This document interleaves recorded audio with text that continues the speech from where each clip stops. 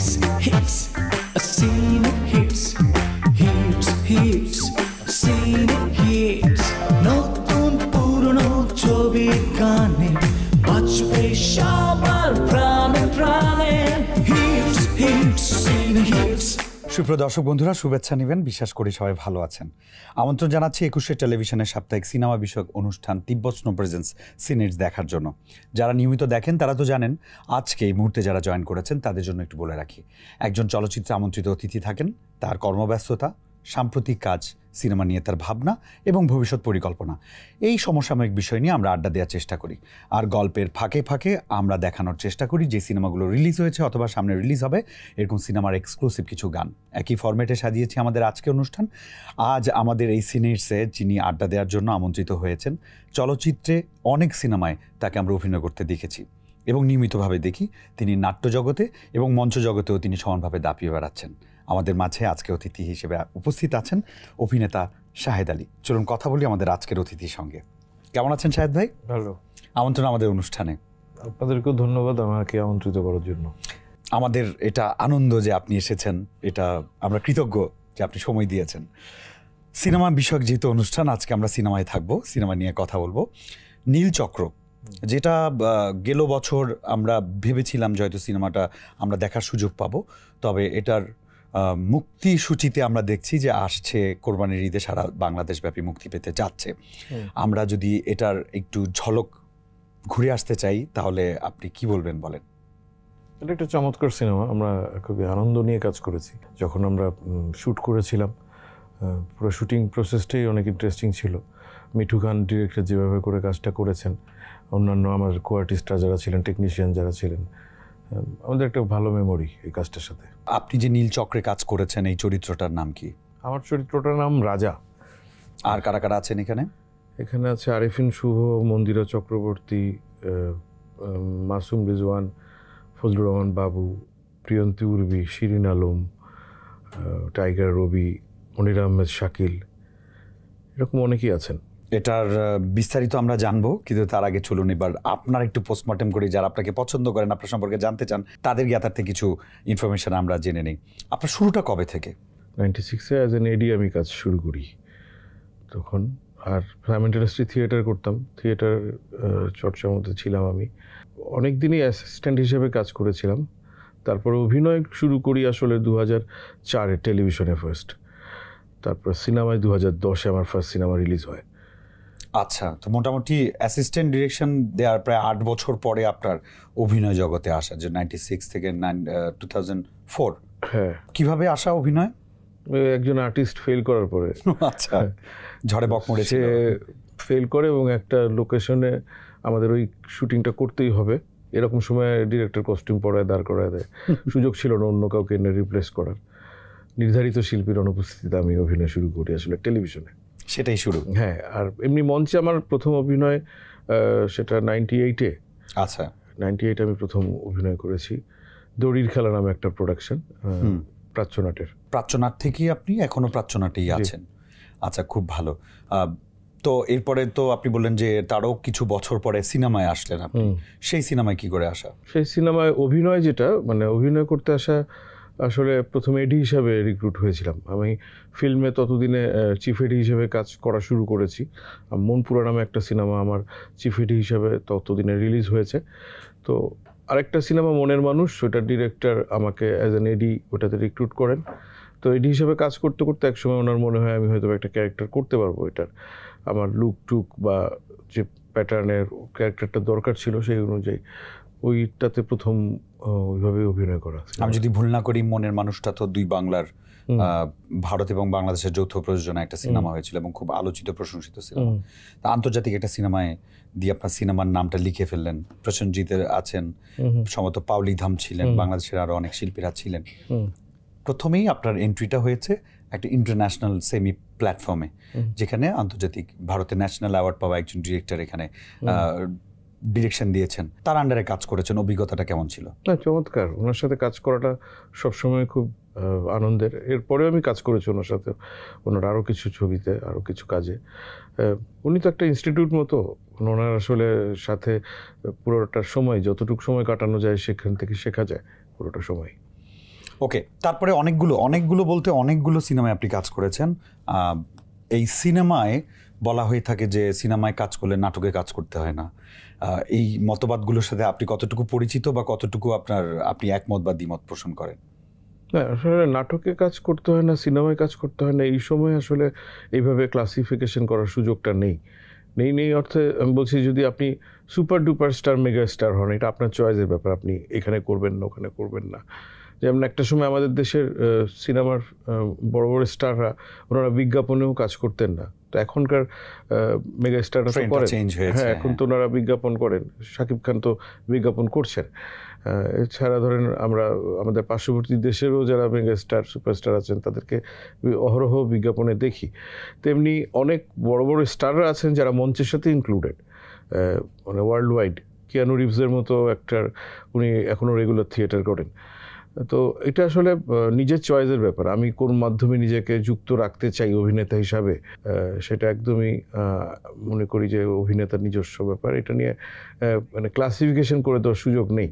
ওকে, আপনি নাট্য অভিনয়ে যখন আপনি পদার্পণ করলেন, নাট্য অভিনয়ের ক্যারিয়ার শুরু করলেন, তারপরেও আপনি সিনেমায় অ্যাসিস্ট করেছেন। হ্যাঁ, তারপরে মনপুরার পরে যখন আপনি মনের মানুষে অ্যাক্টিং শুরু করেছেন, তারপরে কি অ্যাসিস্ট করা হয়েছে? না, মনের মানুষের পরে আমি আর অ্যাসিস্ট করিনি। আপনি নিয়মিতভাবে অভিনয় শুরু করেছেন? হ্যাঁ, মানে ওই সময় থেকে পুরোপুরি অভিনয়টাকে পেশা হিসেবে নিয়ে নিয়েছি তারপরেই।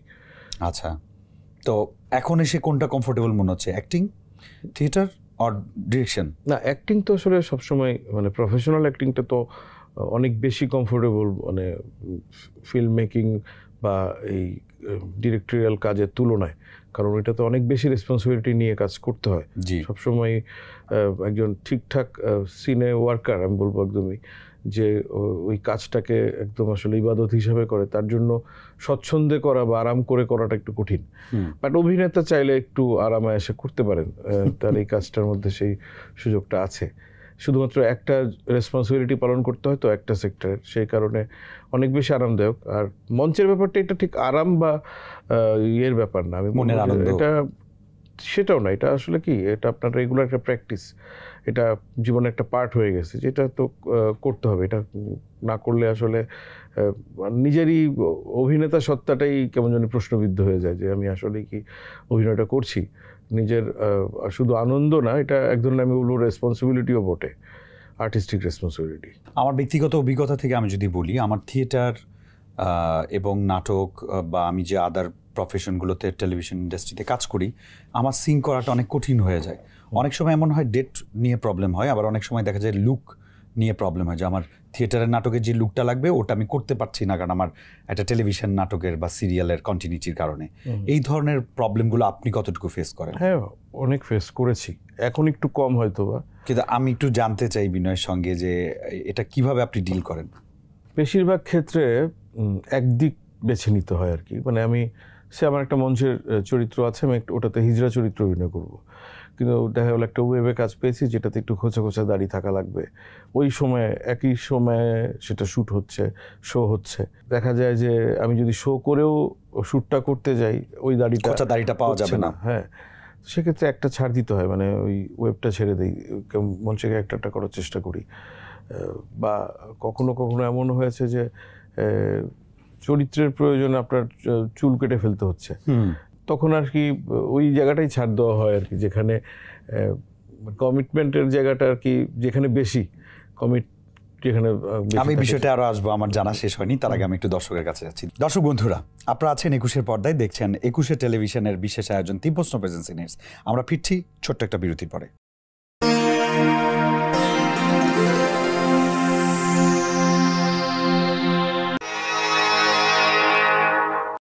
বিরতির পর আপনাদের সবাইকে আরও একবার স্বাগত জানাচ্ছি একুশের বিশেষ আয়োজন তিব্বত প্রেজেন্স সিনেটস দেখার জন্য। আমাদের সঙ্গে অভিনেতা শাহেদ আলী আছেন, চলে যাই তার কাছে।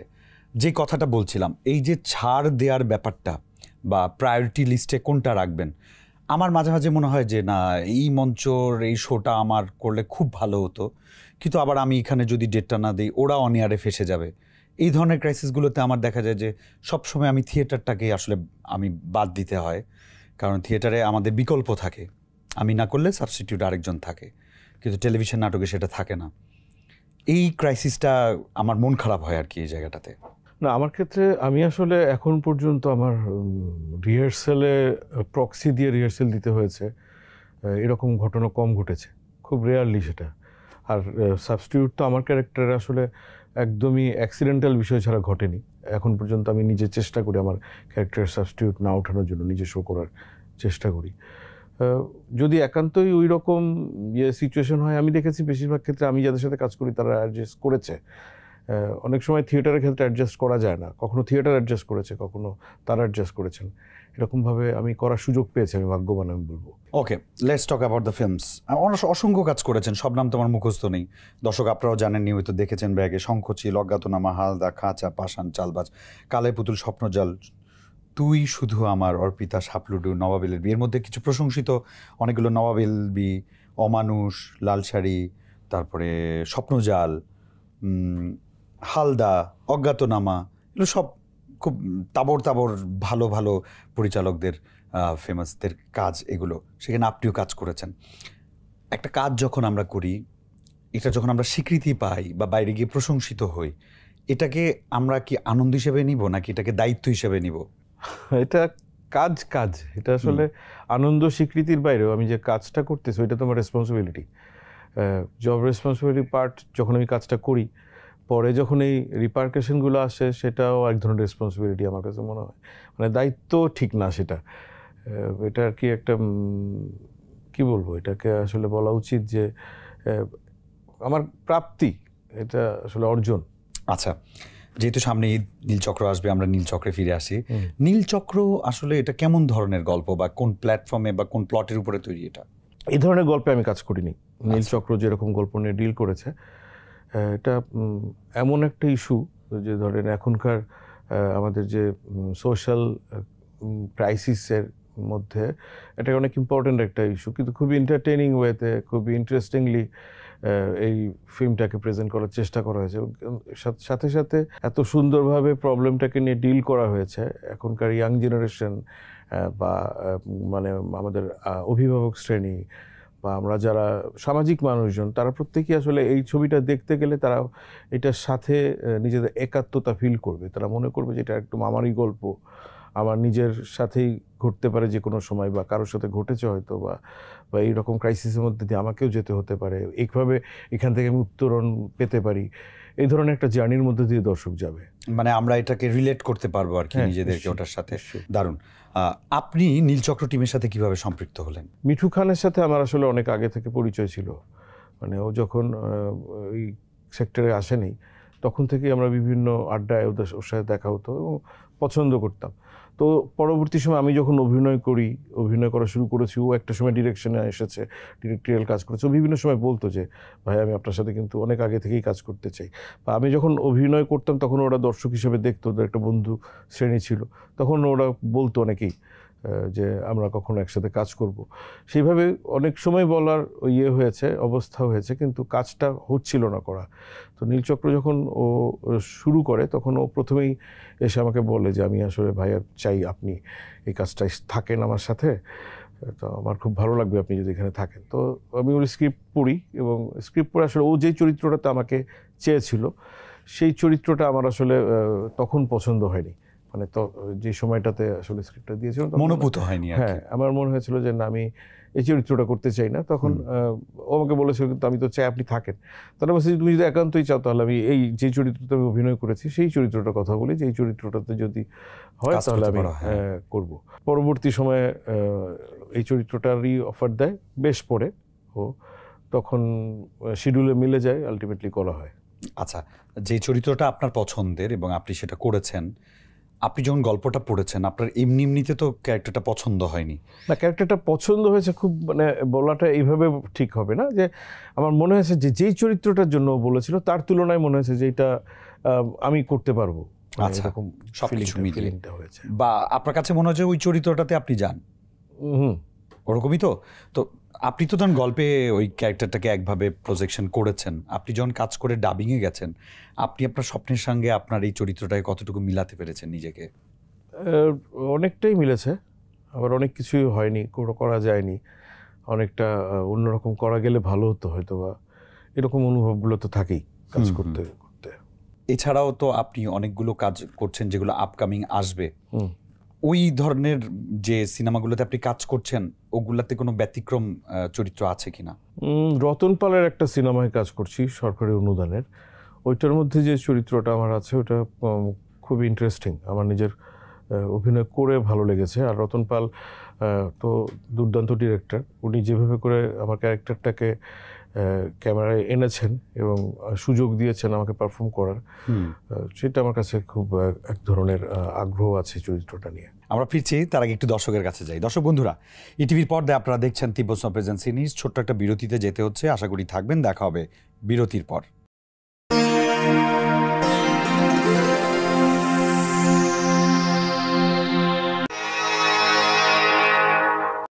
বিরতির পর আপনাদের সবাইকে আরো একবার ওয়েলকাম ব্যাক করছি একুশে টেলিভিশনের পর্দায়। আপনারা দেখছেন তিব্বত স্নো প্রেজেন্স সিরিজ। আমাদের সঙ্গে আছেন অভিনেতা শাহেদ আলী।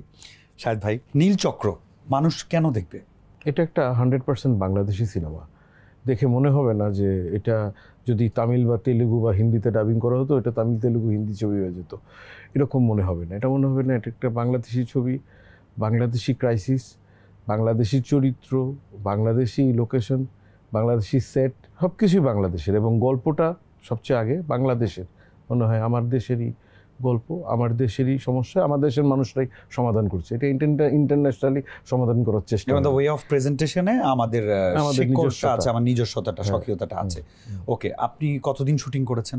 আমি প্রায় 15-16 দিন কাজ করেছি। কোথায় শুটিং হয়েছে? বিভিন্ন জায়গায় শুটিং হয়েছে, ঢাকা শহরের বিভিন্ন জায়গায় শুটিং হয়েছে, ঢাকার বাইরেও শুটিং হয়েছে, বিভিন্ন লোকেশন। কোনো মজার স্মৃতি শুটিংয়ের, অথবা কোনো একটা মেমোরেবল কিছু? আমার না শুটিং টাইমটা না, আমি খুব আসলে নার্ভাস থাকি, আমার কোনো মজা লাগে না, মানে মজা লাগে না মিনস অর্থে আমি মজাটা বুঝি না তখন। ওই কাজটার মধ্যে একাগ্রতা থাকে। একাগ্রতা ঠিক বলবো না, যে আমার নিজস্ব এক ধরনের ভয় কাজ করে, সেটা থিয়েটারের শোর ক্ষেত্রেও কাজ করে। আমি একটু থাকি, নার্ভাস থাকি, ঠিকঠাক মতো করতে না পারার এক ধরনের শঙ্কা থাকে, যদি না হয় একদম ভয় থাকে। তো অন্য অনেক কিছু হয়তো বা ওইভাবে আমি তখন খেয়াল করতে পারি না, দেখা গেল পরে আমি বুঝতে পারি, জানতে পারি, বা এমন হয়েছে, হ্যাঁ যেরকম একটা মজার কিছু হয়েছে, পরে তখন খুব মজা লাগে হয়তো, কিন্তু ওই সময় আমার ঠিক ততটা মনে থাকে না। গেল ঈদে তো আমাদের সিনেমা ইন্ডাস্ট্রি দারুণ ব্যবসা করেছে এবং দর্শক প্রত্যেকটা মুভিকে ভালোভাবে নিয়েছে, ভালোভাবে দেখেছে। আসছে ঈদে দর্শকদের এই ভালোবাসার ব্যাপারে আপনি কতটুকু আশাবাদী? আমি অবশ্যই মানে আশাবাদী যে দর্শকরা যেভাবে ঈদে এসেছেন গত ঈদে, সেভাবে আগামী ঈদেও আসবেন। সেই মানসিক অবস্থা তাদের, সেই আনন্দের জায়গাটা থাকবে, সেই চাওয়াটাও থাকবে যে আমরা যেন সামগ্রিকভাবে ভালো থাকি। মানসিকভাবে ভালো না থাকলে তো মানুষ সিনেমা হল কেন, অন্য কোথাও যাবে না। তো তাদেরকে আসলে আমি ওই মানসিক শান্তি, মানসিক সেই স্বস্তির মধ্যে থাকুক, তারা এই কামনাটা করি। আচ্ছা, খুব ভালো। সামনে কি কি দেখতে পাচ্ছি আমরা? সামনে ওই যে বললাম রতন পালের একটা সিনেমা আসতেছে, এছাড়া এক সিনেমা হচ্ছে রায়হান খানের ডিরেকশন একটা সিনেমা করেছি, ওইটা আসার কথা মানে ওটা কমপ্লিট হয়ে গেছে, পাইপলাইনে আছে। হ্যাঁ, ওটা রিলিজ হবে খুব সামনেই। এই তো আরও 2-1টা আছে, ওটা হাফ ডান, ওগুলো এখনো বলার মতো অবস্থা না। আচ্ছা, ওটিটিতেও এখন খুব ভালো কাজ হচ্ছে, আপনিও মহানগরে কাজ করেছেন, আরও একটা তো কাজ করেছেন সদরঘাটের বাঘ, মেবি সদরঘাটের টাইগার। আমি আরও কাজ করেছি, দৌড় আছে, তারপরে রিফিউজি আছে, 16.5 আছে, তারপরে আমাদের বিঞ্জ অন্যান্য প্ল্যাটফর্মেও গেছে, রেগুলার যে আছে। ওটিটির কাজ, সিনেমার কাজ, নাটকের কাজ, আপনি কোনো পার্থক্য পান? প্রত্যেকটা আলাদা আলাদা তো মিডিয়াম।